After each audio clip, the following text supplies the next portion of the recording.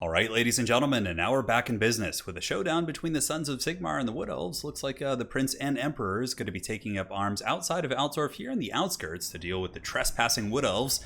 The tables have turned. I feel like it's probably usually the Empire of Man that's going to be getting out there and trespassing in the woods, but looks like the Wood Elves are getting a little bit crazy here. Now, as far as the build goes, it's pretty meta for the most part, with one exception, and that's Franz. He's not really commonly picked in this matchup. He's a big target up in the sky, and if you bring Franz, you pretty much have to bring something to heal him with because he's very much a glass cannon, especially against Way Watchers and, potential prey of Anathrema. So you do also lose Lore of Fire, right? And Burning Head is so good against Wood Elves. Like, a single Burning Head will just, roast a Dryad unit one by one. So a little bit of a gamble, but sometimes Wood Elf players, to kind of counter and, mix things up, will come in with, an Orion pick or, a Dzerthu or, a Draika. And, Franz can effectively get in and fight fisticuffs. Although, to be completely honest, I did forget to bring Galmaraz and Reichel and Runefang, so he's basically just going to be the combat Prince and Emperor here. Now, for the front line here, well, I guess just bare bones is more the proper description.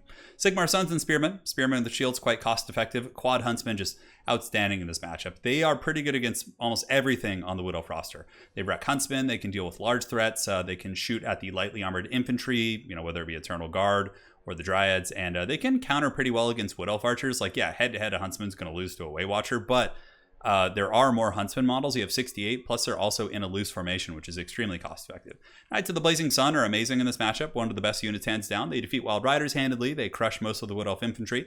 They have magic resist, and hands down one of the coolest looking units in the entire game. I actually have partially modeled my tabletop army after these guys. I use a black armor with gold highlights, but my colors are a little bit off. Unfortunately, I didn't do a very good job emulating, but you can't win everything.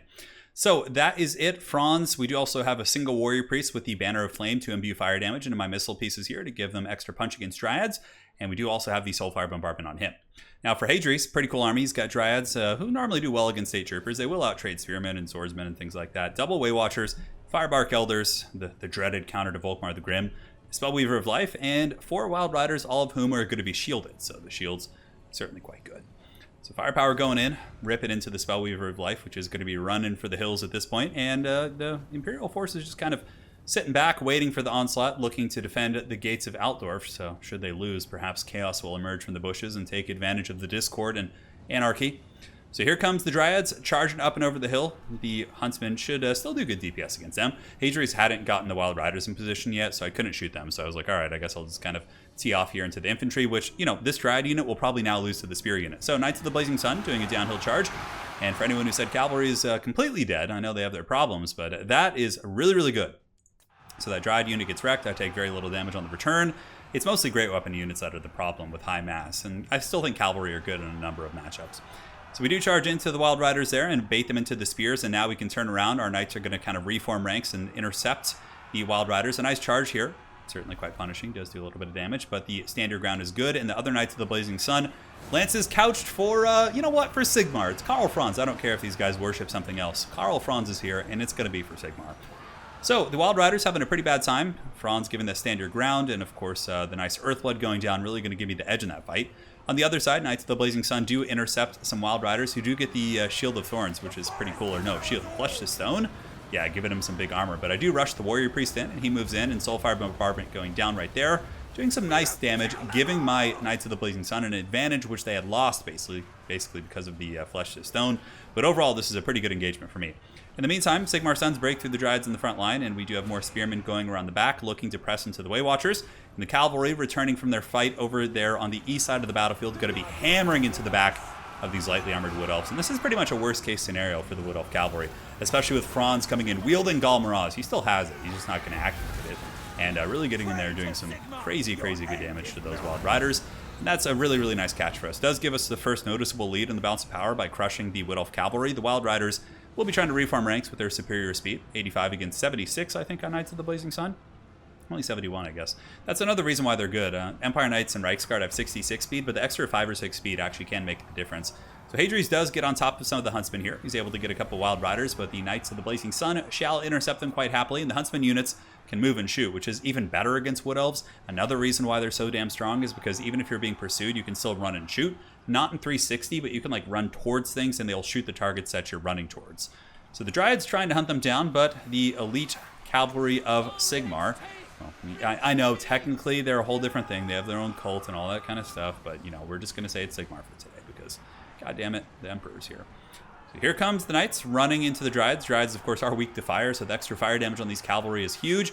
On top of that, the Warrior Priest with the Banner of Flame is going to be giving fire damage to also the Spearmen and the Franz if he gets a little bit closer, and here comes the Soulfire Bombardment as well. So the Dryads should be having a little bit of a rough time here. So there it goes. Nice damage coming in. Balance of Power getting pretty noticeable here as the Huntsmen start to rally here in the distance and just, you know, shoot down into the angry Dryads. So looking back for the Hardwood, they do have the Spellweaver of Life, but the Spellweaver of Life isn't going to be terribly useful now. Most of the things that it wants to heal, like the Cavalry, are offline. And yes, you do have the Firebark Elders, who are a pretty decent target for healing, but Firebark Elders aren't going to like carry you through a game like a bunch of cavalry might. Like, you know, the Wild Riders, had they been able to outmaneuver my Knights of the Blazing Sun, maybe wear them down with sheer numbers or something, they would be worthy of healing, right? They could potentially win you the game. But in this case, like, healing the Way Watchers is nice, but it's not going to like really increase their efficacy here. So the Huntsmen shooting in, showing the Wood Elves that they too can use the bows. Marcus Fulfart has instructed them well. Nice little juking there from Hadri's, but those elves are going to be getting popped.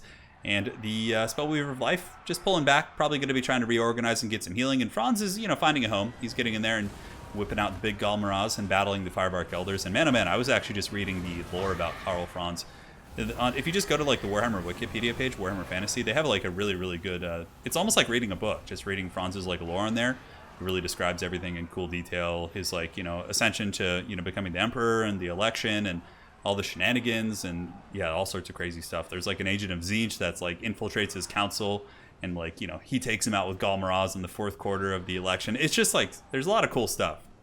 And Volkmar the Grim is there, you know, and Volkmar at first like doesn't like Franz, but then, you know, there's this whole arc of, you know, him earning Volkmar's trust. Pretty cool. All right, Knights of the Blazing Sun running across, going after the Dryads, looking for some prey. Just going to keep working on these units. At this point, pretty much a foregone conclusion. The Treebark Elders or Firebark Elders will be go down, and most of the other units will be rode down by the Cavalry of Sigmar. So though, there you have it. The old boy Franz is able to get in there with 800 value, but still very healthy. Knights of the Blazing Sun, 1200, 1300. The other one kind of got crumped, but, you know, they can't all be winners. And the Huntsman just great. Not crazy good value, but, you know, enough to pay for themselves and generate. It was just a good spread across the entire army for the most part. And yeah, for the Wood Elves, it's just, it's a hard matchup. I think I think this style of play from the Empire is pretty good. I think you probably have to play more cagey style with the Wood Elves, like, you know, using more kiting and forcing the Empire to chase you and pick them apart with Praevenoth Remas. I think that's probably the preferable style. I feel like trying to rush the Empire is usually going to be pretty favorable from them. That's at least been my anecdotal experience. So something to consider. So hopefully you guys enjoyed that one, seeing some Cav back in action. And my friends, we will be back. More streams and more goodness here very soon. Take care of yourselves. All right, my friends, surprise 2-for-1. It's going to be a Dwarf vs. Dark Elf replay tacked onto the end of this Wood Elf Empire game. And I'm going to be on the Dwarves facing off against Hadri's on his Dark Elves. And Hadri's is indeed a dreaded Dark Elf main, so this should be quite scary, but going to be taking this opportunity to try out Dwarven Hammerers as well as the Slayers. So I figured, you know, let's go in there. Let's get some Hammerers to try and deal with the Dark Elf infantry. I figure with the buffs from Thoric, they should be able to outtrade some of the Dark Elf elite infantry like Harganeth Executioners as well as Sisters of Slaughter. And then from there, the abundance of Slayers can deal with like cavalry and things like that. So for my army, it's going to be Dwarf Warriors in the front, backed up by 2 Dwarven Hammer teams, one there and one on the far side. We got 3 Thunders to help deal with Chariots, none of which Hadri's brought, unfortunately for me. Slayers, Dwarf Warriors, and more Slayers on the flanks. A single Master Engineer just to have some slowing utility, and Thoric Ironbrow up in the mighty toilet seat. Because again, if I'm going to be going with Hammer teams, or Hammerers, squads, whatever you want to call them, units, I want to have the Anvil of Doom so I can get that nice buff to their melee attack and really potentially crump the Dark Elf army. Now for the forces of Hadri's, pretty cool build. He's got Blackheart Corsairs in there, mixed in Harganeth Executioners with Sisters of Slaughter, who he was actually telling me that Sisters of Slaughter got buffed pretty heavily in this patch, so we'll have to kind of take note of how they function. I don't know about the specific buff, but he was mentioning to me that they are, you know, doing some serious work. On top of that, we got Dark Shards in the back, Marathi, Khanate, Assassin, Hag, debuff squad, which is very tough to deal with if you don't bring your own character squad, but I'm hoping my troops can do the deed and maybe we can blast them with guns. So relocating my army a little bit over this direction, just trying to get a better engagement angle and screen out the width of his army here on this side. So my guns are going to be turning about face here in a second and starting to shoot into the Harganeth Executioners. And here the Slayers are going to be pulling back and the Hammer teams will be moving forward to try and intercept the elite infantry. But the first guns shall be singing. The Dark Elves will be getting pounded pretty good there. You can see quite a bit of damage going in. Harganeth Executioners taken down to about 80% right away. And my hammer squad's pulling back, as are the dwarf warriors, just trying to get those favorable engagements. Now in the front, we do get dwarf warriors against the character squad, which is obviously going to be a massacre for them, but still decent damage across some of the elite troops. So we'll see how the hammers do on that side of the battlefield. So the first hammer is going to be moving in. I send in Thoric to kind of distract these guys a little bit. Then the Dwarven hammer teams will move in and hopefully be able to get some good damage. And immediately on impact, we are able to crump and break some of those Hargoneth Executioners. And the Rune of Doom is active, so now I do have the melee attack bonus, so hopefully we'll be able to kind of hold this flank here. In the backfield, Slayers rapidly deal with Harpies, especially considering I do have the Rune active, giving them that huge boon on their melee attack. Here though, Marathi and company break through those Dwarf Warriors very quickly, and my Hammerers on this side, I managed to take a very bad engagement. I charged into the Blades of the Blood Queen, not really realizing it was ROR, and I get absolutely massacred here. So my Hammerers will be able to get some HP off, but for the most part, a pretty favorable engagement here for the Druki. We are doing okay on the Bounce Spire, having gotten some good early engagements, breaking off these Hargoneth Executioners, but now the Sisters of Slaughter have piled in, and Thoric and the Hammers and the remaining Dwarf Warriors here are going to have a very, very tough fight on their hands. So here we also have a big kind of climactic fight. Oh my god, the refrigerator there is making some spaceship sounds. Sorry about that. But Soul Stealer going down there from Hadrius is very, very nice. Hits a lot of my units, and I have been forced to commit Slayers to combat. And I'm going to be using these other Slayers kind of like cavalry, moving up and around the Dark Elf force to try and flank in. And we do the same thing here as well. So the Slayers went up and around, and then they came in the back to try and flank on the Sisters here. And again, I'm hoping with Thoric that the Slayers with their powerful Mohawks, man, look how tall the Slayers are. They look the same height as these Elves and just like super, super brick house. Anyways, Thoric and company continuing to fight the good fight here, but the Slayers, for some reason, I pulled back here. I suppose I thought maybe I had it handled. I think I needed the Slayers back here, because I did notice that there were some Blackheart Corsairs getting into my lines here. So pulling back the Slayers to, try and intercept these Corsairs and buy some time for my guns was, I think, the plan of action. Bounce Power getting a little bit Druki favored here, though. It's going back. I was a little bit ahead in the beginning after the initial engagements and the Hammers killing the Hargoneth Executioners, but the Marathi squad is very, very tough to deal with. The nice AoEs and other tools have been very problematic, and in response, I do pull in the Slayers. I feel like I'm playing Magic. In response, we're going to do this, but, the Master Engineer here, Assassin's Trophy on him. He will be potentially the trophy of that Assassin.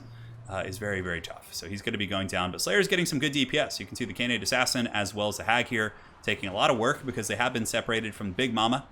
And also the Corsairs here getting kind of Last Samurai a little bit as they charge into the guns. Very, very low. As a matter of fact, these guys might be able to defeat them in combat. Axes drawn. Oh, is the back row actually going to shoot? That'd be pretty cool. But anyways, yes, they will be engaging against those Corsairs. And, with the Rune of Doom active, honestly, they'll probably win that fight.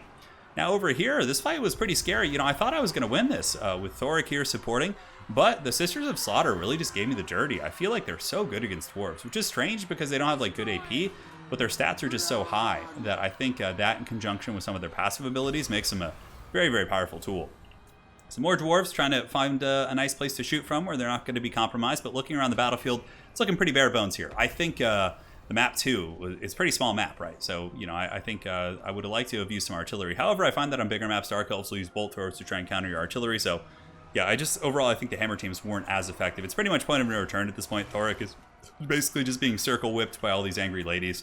And my army is just a couple seconds away from army losses as we do fast forward. And well played. It was a fun match.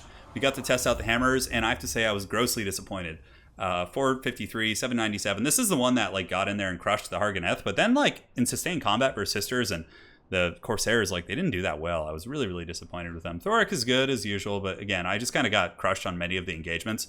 We had a couple nice ones in the beginning. I mean, these Slayers got 1,000 value, which is cool. 832 here. Dwarf Warriors did okay. Most of them almost paid for themselves, just kind of holding the line. And the guns, so-so, not bad. But overall, I think the build would have been good if I just cut the hammer teams and get 4 miners with blasting charges and a couple Dwarf Warriors with great weapons. And then boom, I have a functional build. Blasting charges would wreck the Sisters, or at least give you something to keep them honest, because they rampaged. 1,500, 1,000 value against my army. Just a lot of nasty stuff. And yeah, the elite infantry also did quite good. And Hadrius played very well. It was hard to deal with the character squad. I mean, they got kind of low, but overall, I think the elite dwarven infantry here sucked.